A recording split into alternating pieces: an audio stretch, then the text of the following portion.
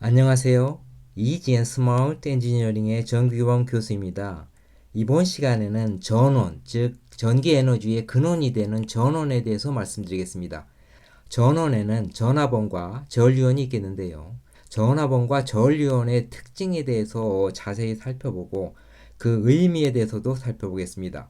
또한 이러한 전화번과 전류원을 전기 기호로 바꿔주는 이런 방법에 대해서 살펴보고 이 전기 기호가 갖는 의미에 대해서 살펴보겠습니다.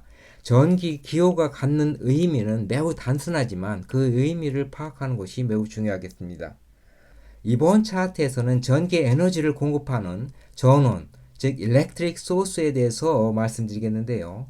전기 에너지 하면 생각나는 것이 무엇이죠? 저는 전기 에너지에 대해서 말씀드릴 때 여러분에게 처음에 말씀드린다 하면은 전기 에너지는 가장 스마트한 에너지다 하고 말씀드리고 싶습니다. 가장 스마트하다 하는 것은 전기 에너지로만 바뀌면 이것을 우리가 쉽게 이것을 컨트롤해서 우리 마음대로 조절해서 쓸 수가 있겠습니다. 우리 마음대로 조절하면은 어디에 쓸 수가 있죠?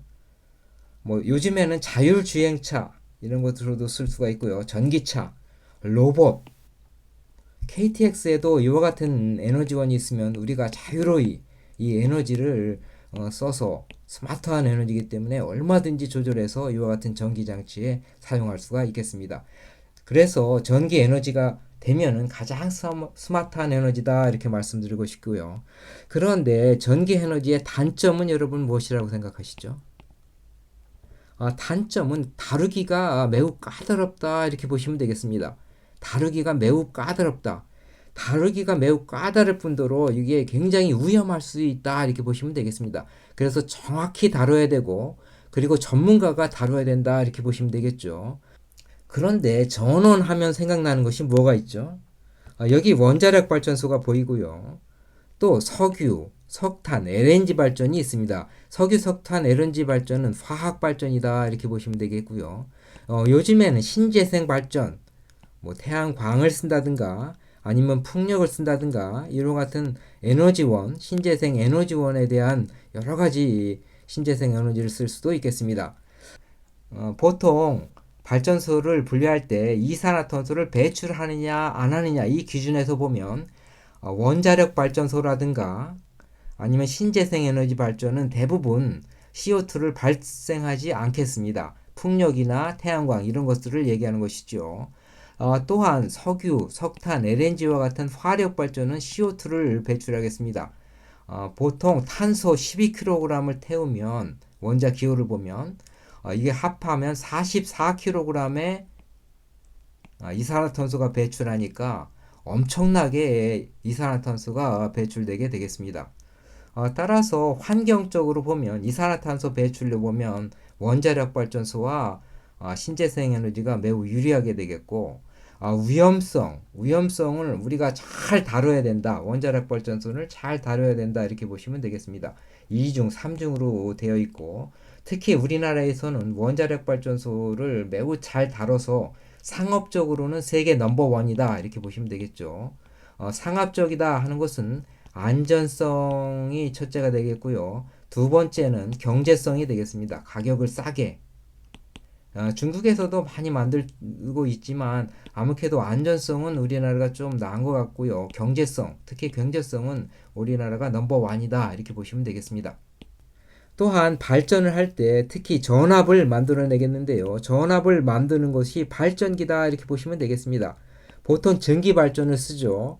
원자력 발전소에 한번 가보면은 전기 발전, 전기로 발전기를 돌려서 그리고 전기 에너지를 만들어낸다. 이렇게 보시면 되겠습니다.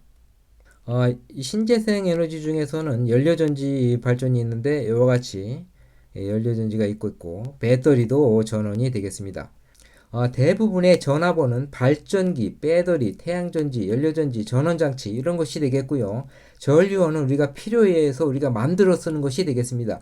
우리가 전류원은 전화번을 전류원으로 바꾸어서 사용하는데 대표적으로는 MRI, 방사선 가속기, 전자회로서는 증폭기를 만들 때 전류원을 만들어서 사용하게 되겠습니다. 이번 차트에서는 먼저 전화번호에 대해서 살펴보겠습니다. 앞정에서 살펴본 바와 같이 전화번호는 전기 에너지를 발생시키는데 전압을 만들어주는 장치다. 직류와 교류로 나누겠습니다. 이때 전화번이다 하면은 대개의 경우에는 일정한 값을 갖는다 이렇게 보시면 되겠죠. 일정하게 그 전압 자체가 일정하게 공급되는 거, 이것이 직류가 되겠습니다. 그래서 직류의 전원 장치는 이와 같이 배터리가 되겠고요. 이와 같은 배터리를 우리가 회로에서 그릴 때는 이와 같은 기호로 사용하겠습니다. 전압이 높은 부분, 직류일 경우 전압이 높은 부분을 길게, 낮은 부분을 짧게 이와 같이 표시하겠습니다. 짧고 긴 게 이렇게 나와 있기 때문에 전압 플러스 마이너스를 표시 안 할 수도 있고요. 그렇게 되면 위쪽이 플러스가 되는데 이와 같이 되겠습니다. 그렇다면 여기에 10이다 이렇게 쓰면 10V가 되겠고요. 플러스 마이너스를 쓰지 않아도 위쪽이 플러스, 밑에 쪽이 마이너스다 이렇게 보시면 되겠고요. 플러스 마이너스를 확실하게 해주기 위해서 써줄 수도 있겠습니다. 이때 전화번은 전력을 공급하게 되겠는데, 공급하는 기준으로 보면 전류가 나가는 방향은 이와 같이 되겠습니다. 이와 같이 됐을 때 전력, 이 배터리가 공급되는 전력은 전압 곱하기 전류가 된다고 했죠. 전압 곱하기 전류, 이게 파워의 공급량이 되겠습니다. 따라서 파워가 공급할 때를 따질 때는 플러스에서 이와 같이 나가는 방향으로 해서 두 개의 전압과 전류를 곱해주면 공급되는 파워가 되겠습니다. 또한 전류 방향이 반대로 이렇게 들어올 경우는 어떻게 되죠? 만약에 배터리인데 이게 2차 전지다. 2차 전지라고 하면은 충방전이 가능한 그러한 전지가 되겠습니다. 여러분 충전기를 사용해서 배터리를 충전한 경험이 있으시죠? 그런 경우에는 배터리 쪽으로 이렇게 전기가 들어간다 이렇게 보시면 되겠죠. 그러면 배터리에서 에너지를 저장하는 것이 되겠습니다. 배터리에서 공급되는 전력은 충전할 때는 마이너스가 되겠죠. 파워를 계산할 때 vs 곱하기 is인데, 이렇게 충전되는 전류가 만약에 1A다. 그리고 이 배터리가 10V짜리다. 그러면은 파워는 어떻게 되죠? vs 곱하기 is인데 vs가 10이 되겠고 is는 방향이 반대이기 때문에 마이너스 1A 이렇게 해서 마이너스 10W가 공급된다 이렇게 보시면 되겠습니다. 따라서 이 기준 방향에 대해서 여러분들이 잘 알고 계셔야 되겠습니다. 또한 교류도 있는데요. 교류는 나중에 설명을 드리겠는데, 교류는 사인파로 이렇게 발전을 하는 것이 되겠습니다. 삼상 발전이 되겠는데, 우리가 쓰는 것은 보통 가정에서는 이와 같이 단상을 쓰게 되는 것이죠. 이 크기가 사인파가 일정하게 왔다 갔다 한다. 그러면 그러한 것이 전화번이 되겠고, 사인파로 왔다 갔다 하는 그 전원 장치, 이거를 보통은 이와 같이 그려주고요. 플러스 마이너스를 따로 표시해야 되겠습니다. 이와 같이 표시하고 전화 값을 표시하고 전류 방향은 플러스에서 나가는 방향이 되겠습니다. 이때도 공급되는 파워는 vs is가 되겠죠. 이번 차트에서는 DC 전원의 이용에 대해서 말씀드리겠습니다. DC 전원이라는 것은 무엇이라고 얘기했죠? 일정한 값을 갖는 전압이다 이렇게 보시면 되겠죠. 전압이 일정한 값이다. 예를 들어서 이게 10V다. 그럼 10V가 일정한 값을 갖는다 이렇게 보시면 되겠습니다. 실제로 DC 전압원은 일정한 전압을 갖지는 않겠는데요. 우리가 일정한 전압을 갖게 만들면 더 잘 팔리겠죠. 배터리는 전압이 그래도 조금만 떨어지는 그런 장치, 전원 장치가 되겠습니다. 직류 전원을 쓴다 하면 어떻게 되죠? 이와 같이 전원에서 이렇게 두 개의 단자를 빼내서 이 두 개의 단자 플러스와 마이너스 이렇게 표시해야 된다고 했죠. 그래서 이게 만약에 10V다. 그러면 여기에서 따서 전선을 이렇게 따서 코드를 따서 이와 같이 연결해서 쓰면 되겠습니다. 이게 스마트폰도 될 수 있고 라디오도 될 수 있고 또 TV도 될 수가 있겠죠. TV는 교류가 되겠지만은 하여튼 가전제품을 이와 같이 쓰면 되겠습니다.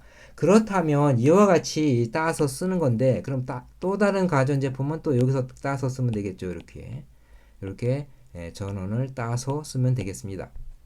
한편 교류 기호, 이것을 직류 전원 장치의 기호는 앞에도 말씀드린 바와 같이 플러스 쪽, 요 플러스 쪽을 이와 같이 길게 표시하고 마이너스 쪽을 짧게 표시하겠습니다.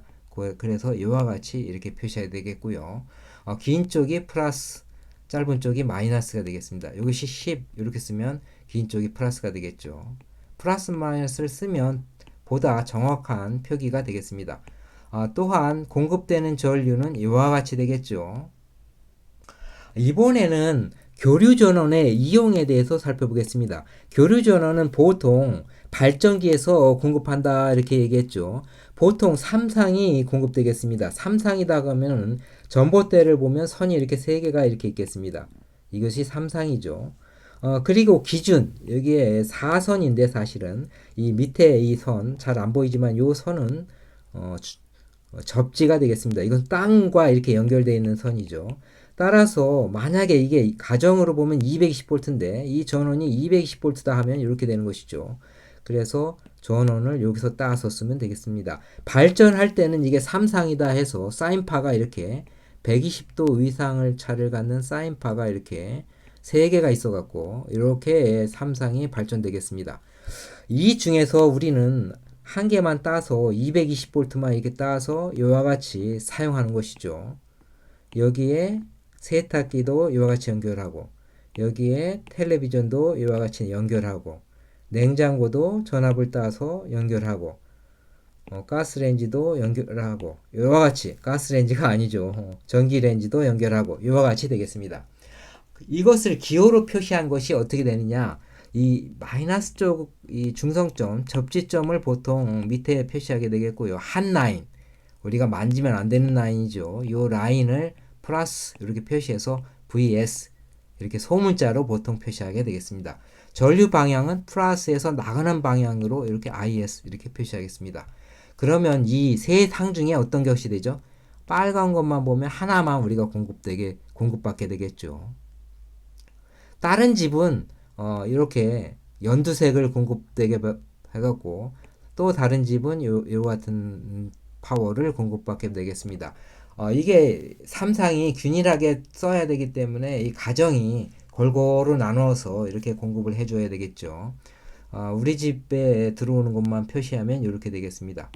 그래서 여기에 연결해서 쓴다 이렇게 보시면 되겠죠. 그리고 참고로 이 접지 라인을 어떻게 하죠? 접지 라인은 전봇대가 한 3개 정도 있으면 1개 정도는 땅하고 이렇게 쭉 내려서 전봇대 이 밑에 보통 여긴 나무로 되어 있는데 이거는 아주 굉장히 낮은 전압인 경우에 보통 나무를 쓸 수도 있겠습니다.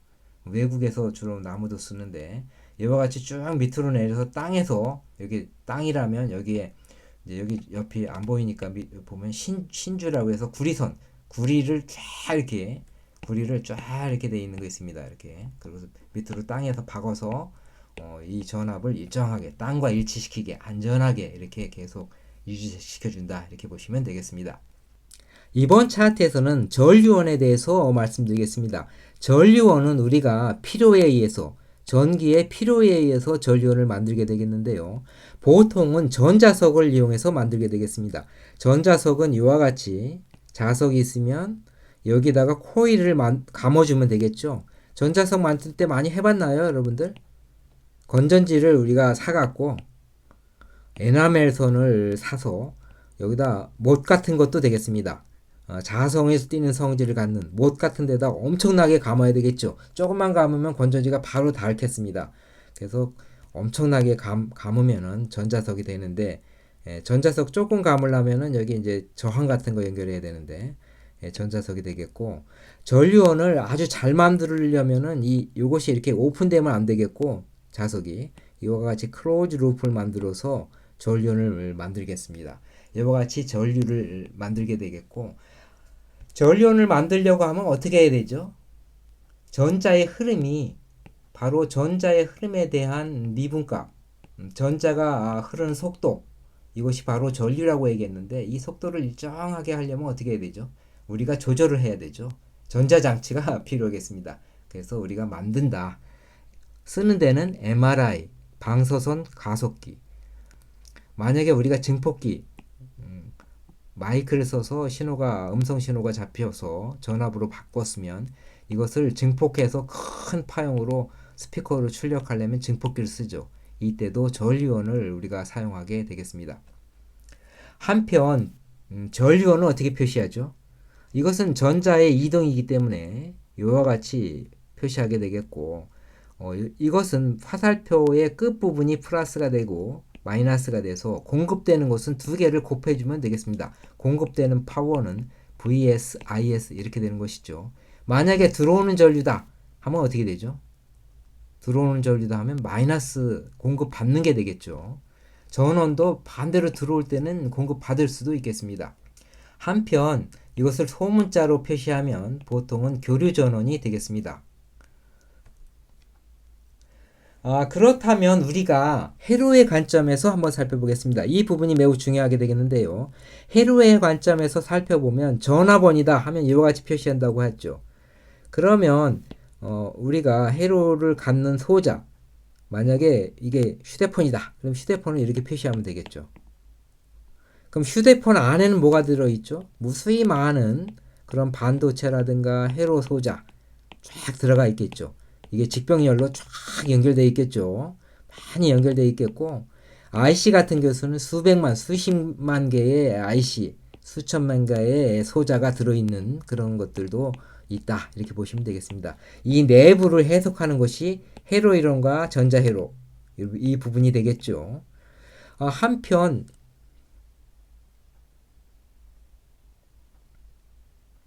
이번에는 전원이 포함된 회로에 대해서 살펴보겠습니다. 만약에 전원이 없다면 어떻게 되죠?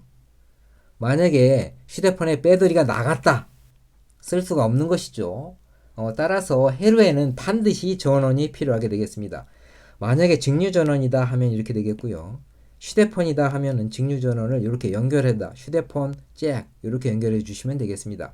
그런데 우리가 실제로 우리가 해석할 부분은 이 매우 많은 소자로가 들어가 있죠. 그래서 소자를 이렇게 지금은 네모 박스로 그렸는데 이것이 네모 박스에 해당되는 소자가 저항, 커패스터, 인덕터 이런 성분이 되겠고 만약에 반도체 소자, 다이오드, 트랜지스터 아니면 뭐 DSP, IC 이런 게 되면은 전자회로가 되겠죠.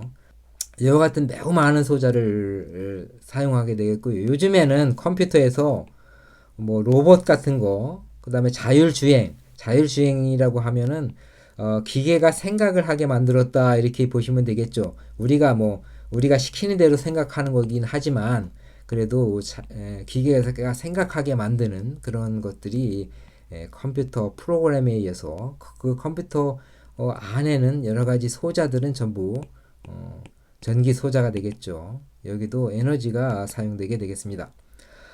따라서 전원이 포함된 회로에 대해서는 차츰차츰 우리가 배워야 되겠죠. 자, 이번 시간에는 전원에 대해서 살펴봤고요.